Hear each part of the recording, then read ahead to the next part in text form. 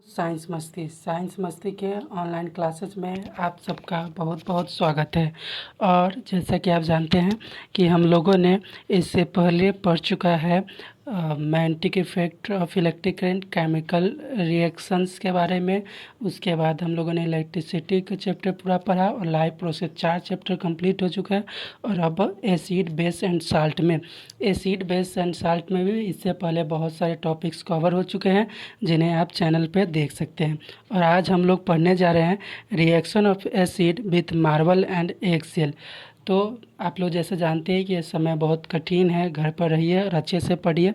साथ साथ कुछ दिनों से मैं वीडियो नहीं बना रहा था क्योंकि मेरा मोबाइल ख़राब हो चुका है।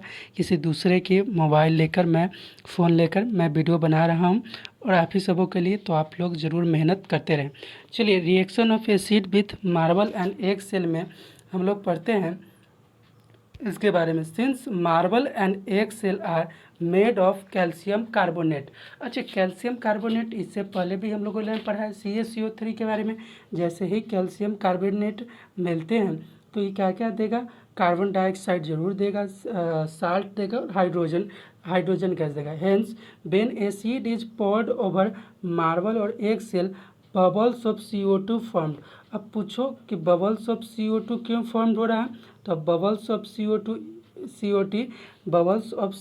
जो है वो इसलिए फॉर्म्ड हो रहा है क्योंकि हमने पहले ही पढ़ा था कि जब भी कैल्शियम कार्बोनेट एसिड के साथ पोर्ड होगा, एसिड के साथ रिएक्ट करेगा तो वो साल्ट, हाइड्रोजन गैस और कार्बन डाइऑक्साइड देगा। आप पीछे के क्लासेस में इसको देख सकते हैं। Experiment to show how does metal oxide react with acid, ये सब हम लोगों ने पहले ही पढ़ चुका है इसको। अब आता है coercive nature of acid and bases. Acid और बेसेज के कोरेसिव नेचर का एसिड और बेस होता है। इसके सबसे बड़ा एग्जाम्पल है कि आप कहीं पे भी एसिड और बेसेज को डालें तो उस सतह को वो क्या करता है? ख़राब कर देता है। जैसे कि ध्यान से देखिएगा, जैसे कि कोई किसी के फेस पर या कहीं पर एसिड को बिग देता है तो एसिड क्या होता है? उस जगह को ख़राब कर देता है। तो यह उसकी अपनी प्रॉपर्टी है कि वो कोरेसिव नेचर का होता है। जिस चीज़ पर रहेगा उसको ख़राब कर देगा। दांत का भी होता है। टूथ डिके कैसे होता है एसिड के द्वारा? ये आगे का टॉपिक है जिसको मैं इसका टॉपिक भी बनाया हूँ और इसको भी आपको ज़रूरी बताऊँगा। तो एसिड और बेस में सिंपल सी बात है कि जो स्ट्रॉन्ग एसिड होगा वो ज़्यादा कोरोसिव होगा और जो वीक एसिड होगा वो कम होगा। उसी प्रकार जो डाइल्यूट एसिड होगा तो वो उतना ज़्यादा कोरोसिव नहीं होगा, पर कॉन्सेंट्रेटेड एसिड होगा तो ज़्यादा कोरोसिव होगा। तो वही चीज़ इसमें बताया गया कि acid and bases are corrosive in nature, they damage या destroy the substance they came into contact. Acid और बेसिस क्या होता है? कोरेसिव नेचर का होता है। वह सबस्टांसेस को डिस्ट्रॉय कर सकता है जो उसके कांटेक्ट में आएगा। Strong acid and bases are more corrosive while weak acid and bases are less coercive.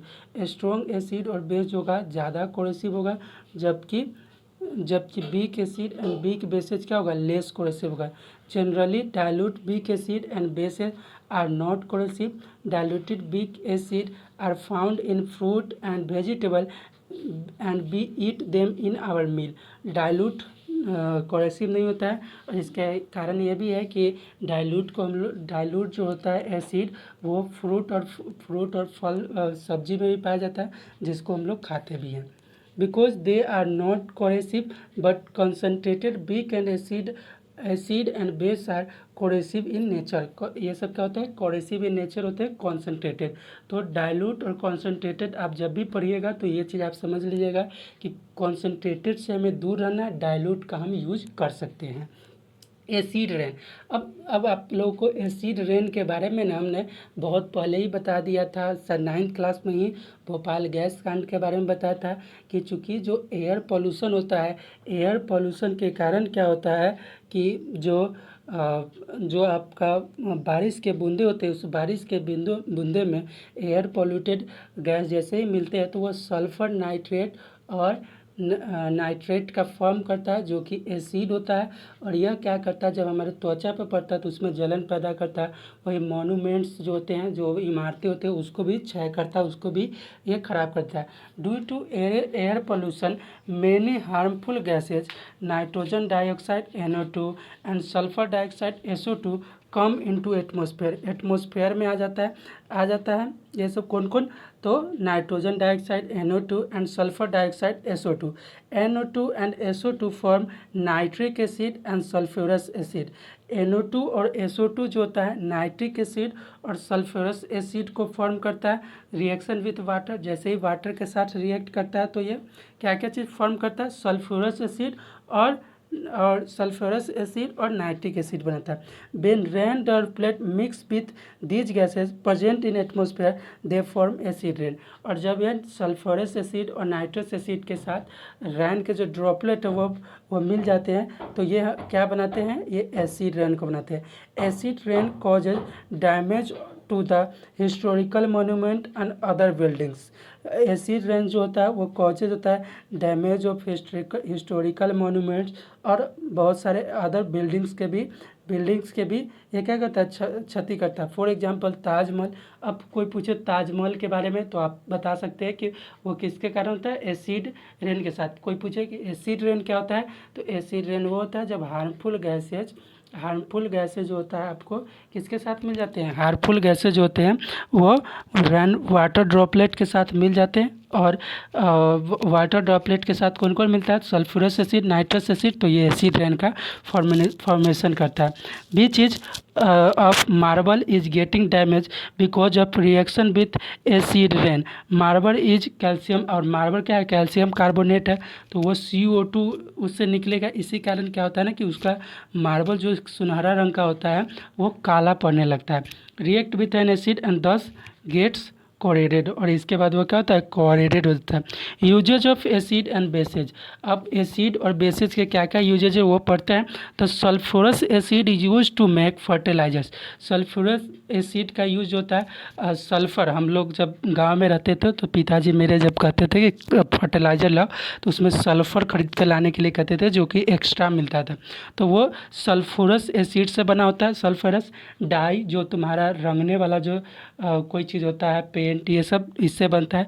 Chemicals भी इनसे बनते हैं। प्लास्टिक्स, फाइबर्स, डिटर्जेंट, एक्सप्लोसिव, कार्बेटेज, ये सब एसिड और बेसिज जो है उसमें सल्फ्यूरस एसिड से बनता है। नाइट्रिक एसिड, अब ये बहुत खतरनाक होता है। इसका जो रिएक्शन होता है या बहुत सारा चीज़ नाइट्रिक एसिड के बारे में अगर आप किसी चीज़ पर सर्च करते हैं तो हो सकता है कि आपको जेल भी हो जाए। तो कभी भी इसके बारे में इतना सर्च नहीं करना चाहिए, क्योंकि इसका जो यूज होता है वो एक्सप्लोसिव बनाने में होता है, बम बनाने में होता है। TNT, trinitrotoluene. और इसके बारे में RDX के बारे में जब भास्कर पूछा था तो मैंने इसके बारे में बताया भी था, और वो साथ समझ सकता भी है इसको। Nitric acid is use to make fertiliser explosive. TNT, trinitrotoluene dyes plastics में इसका होता है। Hydrochloric acid is use to form dye in. अब हाइड्रोक्लोरिक एसिड का क्या यूज होता है? Is use to make dye in textile industry, food and leather industry, removing metal oxide films from steel object. Sodium hydroxide is use to make soap, paper, fibre. Calcium hydroxide, और इसमें sodium hydroxide का use किसके लिए होता है? Soap, paper, fibre के लिए। Hydrochloric acid का यूज होता है टेक्सटाइल इंडस्ट्री में, फूड में भी होता है, लेदर इंडस्ट्री में भी होता है, और removing metal oxide films from steel object. और स्टील ऑब्जेक्ट से, जो स्टील का ऑब्जेक्ट होता है उससे मेटल को निकालने में भी। Calcium hydroxide is used in bleaching powder. तो कैल्शियम हाइड्रोक्साइड का यूज होता है ब्लीचिंग पाउडर में। अब आता है जो टॉपिक है pH स्केल, जिसके बारे में भास्कर बहुत बार पूछता था, तो भास्कर आ चुका है। अब लॉग के बारे में आपको 12th क्लास में चैप्टर भी पढ़ना है।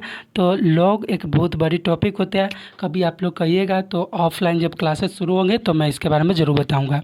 तो सिर्फ ये समझना है कि pH = -log10H+ होता है। कहीं भी देखेंगे तो हम ताकि इसको टिकअप कर सके इसलिए मैंने लिख दिया।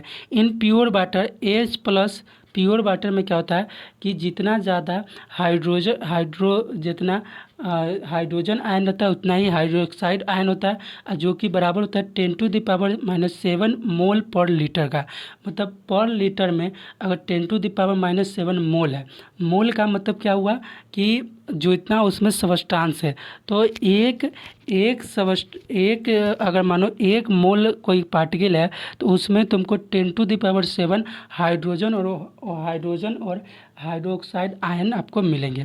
Hence the pH of pure water is 7, और इस कारण प्योर वाटर का पीएच होता है 7 होता है। The pH scale remove from ranges from 0 to 14। PH scale का जो रेंज होता है वो 0 से 14 के बीच में होता है। इससे पहले आपने पढ़ा था लिटमस पेपर के बारे में, उससे हम लोग एसिड बेस के बारे में जानते थे। अब हम लोग पढ़ते हैं पीएच स्केल के बारे में। तो पीएच स्केल का रेंज होता है 0 to 14 होता है। 7 क्या है? 7 हो गया न्यूट्रल। ये 7 है तो वो ना एसिड है ना बेस है, उसमें कोई चीज़ नहीं है, ठीक है। तो अगर पीएच जो है लेस देन 7 है, 7 से कम है तो एसिडिक सॉल्यूशन, अर्थात 6 वाला ज़्यादा एसिडिक होगा 7 से। उसी प्रकार 5 वाला होगा, 4 वाला होगा, 3 वाला, 2 वाला, 1 वाला, और 0 वाला जो होगा मोर एसिडिक होगा। और मोर एसिडिक होने का मतलब है कि वाटर सॉल्यूशन में उसमें क्या होगा, सबसे ज़्यादा हाइड्रोजन प्लस आयन होगा। उसी प्रकार 8, 9, 10, 11, 12, 13, 14 वाला जो होगा सबसे ज़्यादा हाइड्रोक्साइड आयन उसमें होगा वाटर सॉल्यूशन में, अर्थात वो मोर बेसिक होगा। सबसे बेसिक जो होगा वो 14 वाला होगा। pH is a scale which qualifies the concentration of hydrogen ion in a solution in range of pH scale is between 0 to 14. The pH value increases with decrease of hydrogen ion concentration. जो तुम्हारा pH value होता है वो increase करता है, तो इसका मतलब 1 से आगे बढ़ा 2, तो इसका मतलब क्या हो रहा है कि हाइड्रोजन आयन का जो कॉन्सेंट्रेशन है वो घटते जा रहा है। 0 पर सबसे ज़्यादा, 1 पर 0 से कम, 2 पर कम, और सबसे कम कहाँ पर जाकर 14 पर। If the value pH is 0 this shows maximum hydrogen ion concentration. अगर वैल्यू 0 है तो इसका मतलब ये क्या है, मैक्सिमम हाइड्रोजन आयन कॉन्सेंट्रेशन को दिखा रहा है। pH value shows to 14 means lowest hydrogen ion concentration. pH value 14 है तो इसका मतलब लोएस्ट हाइड्रोजन आयन होगा कॉन्सेंट्रेशन। pH वैल्यू 7 मतलब hydrogen ion concentration equal to hydroxide ion concentration, मतलब हाइड्रोजन आयन का जो कंसंट्रेशन है वो इक्वल है हाइड्रोक्साइड आयन के कंसंट्रेशन से। न्यूट्रल सॉल्यूशन देखो SOL के पावर जो N है सॉल्यूशन है, कोड वर्ड कुछ लिखा जाता है ताकि जल्द से जल्द सब चीज़ तैयार हो, इसलिए ये कोड वर्ड है। Such as distil water has value of H ion concentration equal to 7 on pH scale. जैसे कि डिस्टिल्ड वाटर होता है, जो वाटर हम लोग को पीने के लिए कहा जाता है, तो उसका जो pH वैल्यू होता है 7 होता है, अर्थात ना ही वो एसिडिक होता है ना ही बेसिक होता है, इसलिए वो हमारे शरीर के लिए लाभदायक होता है। Thus we can say that pH is inversely proportional to concentration of hydrogen plus ion. और इन्वर्सली प्रोपोर्शन का मतलब होता है कि तुम बढ़ोगे तो मैं घटूंगा, तुम लोगों को बताइए, तो ये इन्वर्सली प्रोपोर्शनल होता है हाइड्रोजन आयन के कंसंट्रेशन के। मतलब अगर pH स्केल बढ़ रहा है तो हाइड्रोजन कंसंट्रेशन क्या होगा, हाइड्रोजन आयन का कंसंट्रेशन घटेगा। देखो यहाँ पे हमने दिखाया भी कि H प्लस का कैसे घट रहा है और कैसे बढ़ रहा है, वो सारा चीज़ आपको मैंने दिखाया भी है। जैसे देखिए यहाँ पे कि H प्लस का यहाँ से हुआ है, और जैसे जैसे pH स्केल बढ़ रहा है तो ये क्या हो रहा है, घटते जा रहा है। इसके बाद हाइड्रोक्साइड आयन का शुरुआत हो रहा है, और जैसे जैसे देखो यहाँ पे साफ कम होते हुए चला जा रहा है, तो ये दिखा रहा है तुमको कि हाइड्रोजन आयन के कॉन्सेंट्रेशन को बता रहा है। चलिए pH value of different substance के pH वैल्यू क्या होता है, सलाइबा बिफोर मील, खाना से पहले जो हम लोग के अंदर का सलाइबा होता है 7.4 होता है, अर्थात न्यूट्रल बेसिक होता है। सलाइबा आफ्टर मील, और आफ्टर जब खाना में सलाइबा मिल जाता है तो 5.8 हो जाता है, अर्थात एसिडिक हो जाता है। लेमन जूस, नींबू का जो जूस होता है 2.5 मतलब मोर एसिडिक होता है, इसलिए खट्टा लगता है। कलरलेस एसरेटेड ड्रिंक, कलरलेस जो ड्रिंक होता है उसका एसिडिक होता है 6 होता है। कैरोट जूस 6 होता है। कॉफ़ी 5 होता है। टोमेटो जूस 4.1 होता है। टैप वाटर 6.8 होता है। एसिड बेस इंडिकेटर, अब इंडिकेटर्स के बारे में पढ़ना है। तो आप जानते हैं टाइप ऑफ इंडिकेटर कितने प्रकार के हैं। तो पहले हमने नेचुरल इंडिकेटर के बारे में पढ़ा था, लिटमस के बारे में पढ़ा था। उसके बाद हम लोगों ने सिंथेटिक इंडिकेटर फेनेफेथलीन और मिथाइल ऑरेंज के बारे में पढ़ा था। तो हम लोग 2 इंडिकेटर पढ़ चुके हैं। अब 2 इंडिकेटर के बारे में और हम लोग को पढ़ना है, जो है अप्लीकेटरी इंडिकेटर और यूनिवर्सल इंडिकेटर। तो यूनिवर्सल इंडिकेटर में अभी पीएच वैल्यू के बारे में हम लोगों ने पढ़ा है। तो चलिए, होप आप लोग यहाँ सारा वीडियो आप लोग को ये सारा टॉपिक समझ में आया हो। और इसके बाद भी, तो इसके बाद आपका 1 क्लास या 2 क्लास और होगा जो एसिड बेस को ख़त्म कर देगा। उसके बाद साल्ट का टॉपिक रह जाएगा, वो भी जल्द ख़त्म करके ये टॉपिक आपका ख़त्म होगा। क्योंकि आप जानते हैं कि मेरा अभी फ़ोन बिगड़ा हुआ है, जैसे ही वो सही होता है या न्यू फ़ोन लेते हैं फिर क्लासेज आपका रेगुलर होते रहेगा। होप आप लोगों को वीडियो अच्छा लगा हो। धन्यवाद।